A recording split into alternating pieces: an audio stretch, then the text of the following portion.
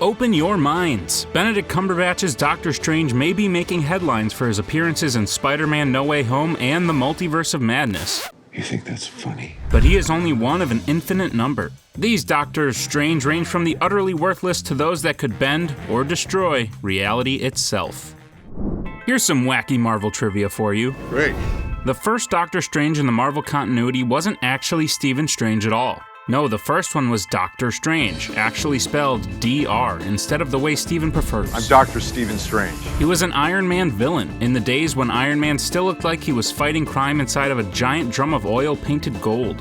Carlos Strange was hit by a lightning bolt that made him super smart, yet not smart enough to keep his daughter from giving Iron Man 2 flashlight batteries he needed to repower his suit. Yeah, this guy is definitely the worst Doctor Strange.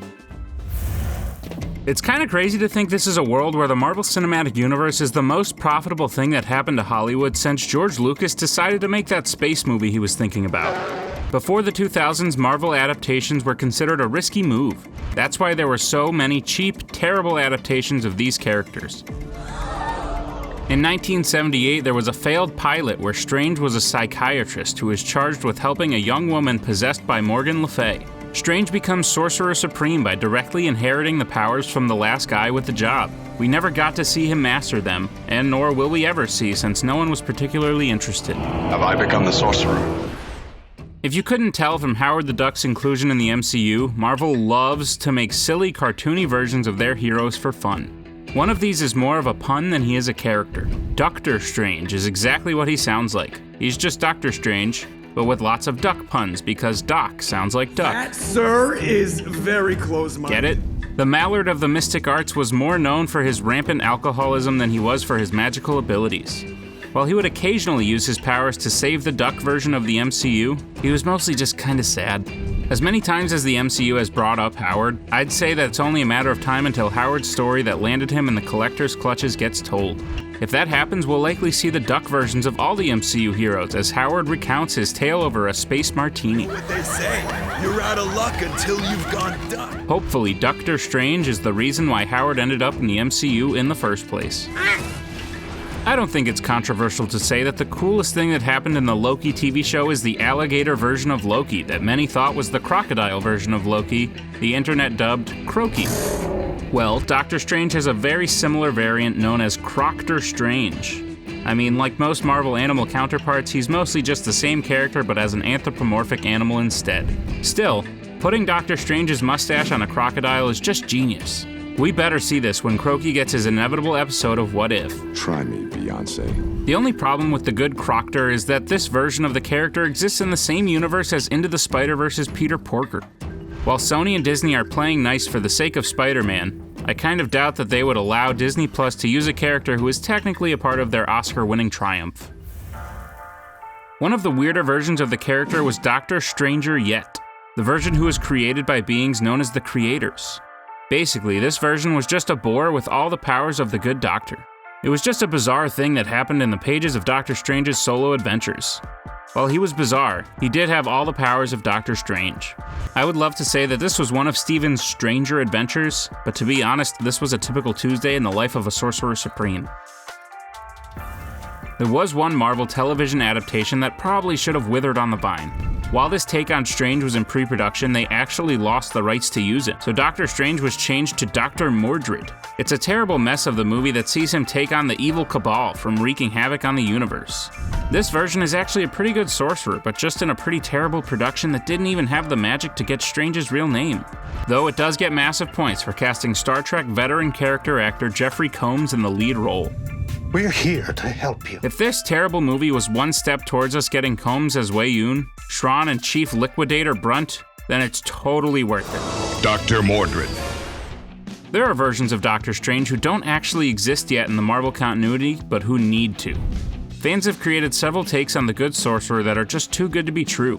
One of those is a version of Steven that is actually Groot from Guardians of the Galaxy.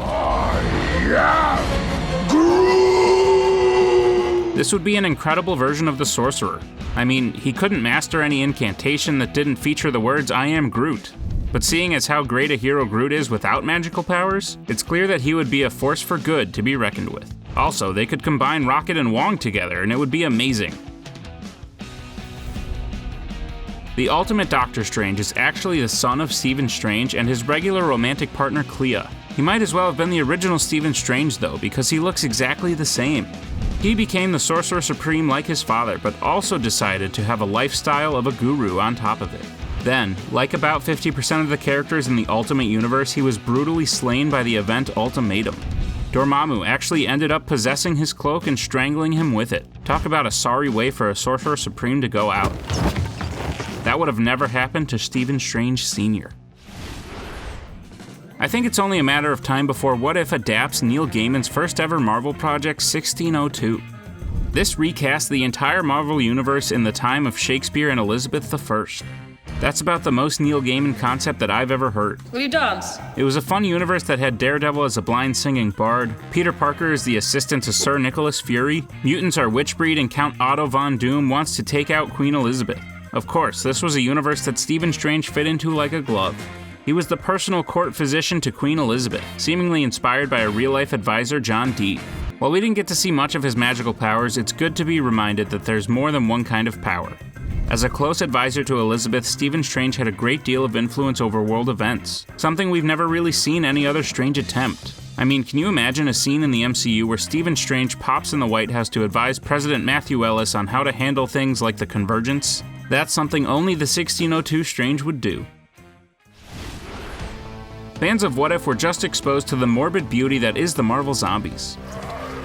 Comic fans have been exposed to this for years. While Doctor Strange made it a lot longer in the comic version of the story, he still inevitably got Walking Deadified himself. Zombie Strange had all the abilities of Doctor Strange, but had been prevented from entering the main Marvel universe by Strange, before he got all zombied up. Still, that's a pretty formidable zombie supreme, even if he got taken out in the first 10 minutes of What If. Now we just need Deceased to get adapted next. The Punisher has combined with the likes of Stephen Strange to become the Soldier Supreme on multiple occasions. The first time was when Dracula succeeded in taking over the world. Dracula is quite the big deal in the Marvel Comics, as he likely will be in the MCU once Blade comes around. Punisher was the only one still around, and he got access to Strange's knowledge and powers. He ended up blasting away vampire versions of the X-Men and other Marvel vampires. Then in Battleworld, Strange possessed Punisher to once again become the Soldier Supreme. It's just too bad we'll probably never get to see Jon Bernthal and Benedict Cumberbatch pull this off in the MCU. If Kevin Feige ever stopped teasing us about the Netflix Marvel characters joining the MCU and actually committed to it, this could be the coolest What If episode ever. Imagine a Marvel Zombies style episode where everyone in the MCU is a vampire instead. Frank Castle is the last human left, I Am Legend style. Then the ghost of Doctor Strange shows up and uses him as a human host.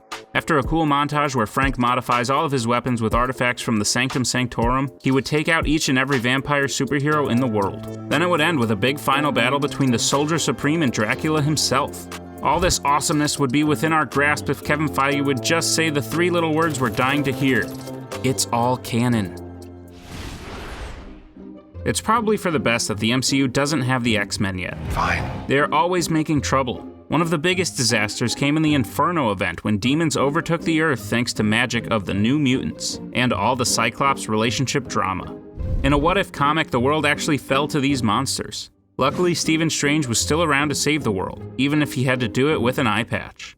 This is one of the most impressive things we've ever seen the Doctor do. This is one story that I'm pretty sure we'll never see adapted for the MCU, even if the X-Men show up. A lot of it is predicated on Scott Summers meeting a new woman after the loss of Jean Grey, only to break up with her once Jean was resurrected. She then goes all kinds of WandaVision on him over their son Nathan. Even if this gave us Cable, it's unlikely that the MCU would make their version of Scott this much of a jerk, even if it does lead to one of Doctor Strange's finest moments. There's one version of the Good Doctor that I think it's safe to say we'll never see adapted for either the small or big screens.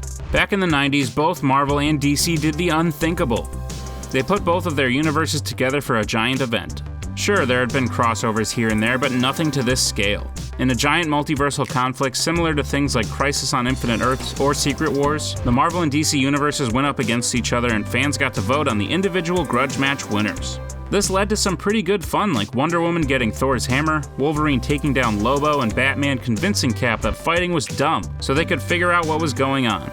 Sadly enough, we didn't get to see Doctor Strange go up against Dr. Fate, John Constantine, or Zatanna to see if he really was the Sorcerer Supreme of all comic book sorcerers. They did give us the next best thing though. You see, all this eventually culminated in the two universes fusing together into something known as the Amalgam Universe. Wolverine and Batman were fused into the hero Darkclaw. Superman and Captain America became Super Soldier. Basically, it was the coolest thing that ever happened. Well, Doctor Strange was also fused with other heroes to become the monstrously powerful sorcerer known as Doctor Strange-Fate.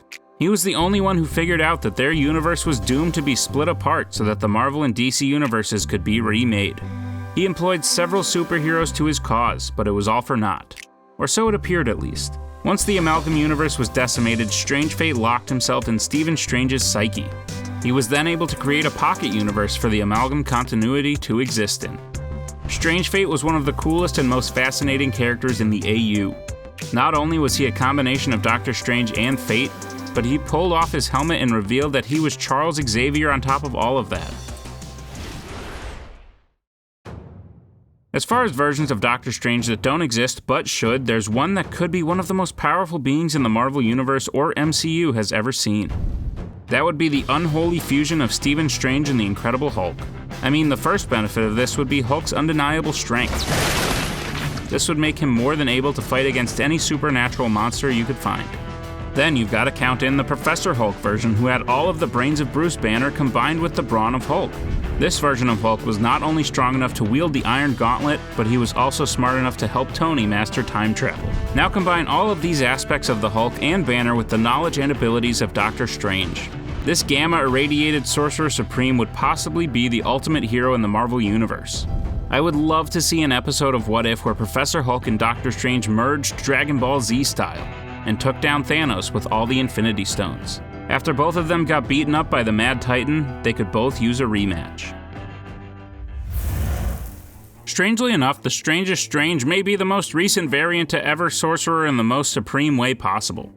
That would of course be the What If version of the character who went above and beyond to make himself as powerful as possible. Once Steven lost his version of Christine Palmer, he pretty much lost everything. After saving the world from Dormammu like our Strange did, he decided to stage himself his own adaptation of Groundhog Day, where he tried in vain to seemingly hundreds, if not thousands of times to save her life, to no avail. Apparently that line from WandaVision, what is grief if not love persevering, really hit hard for the good doctor.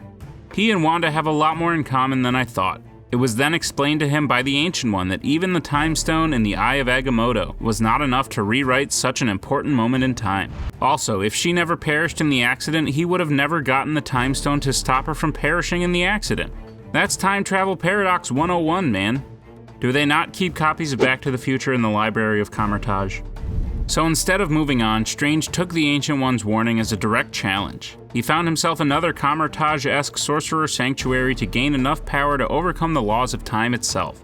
He decided that the best thing to do was search through the multiverse's legendary Pokemon and find every single one that he could absorb into himself to give him the power necessary to change the fabric of time itself.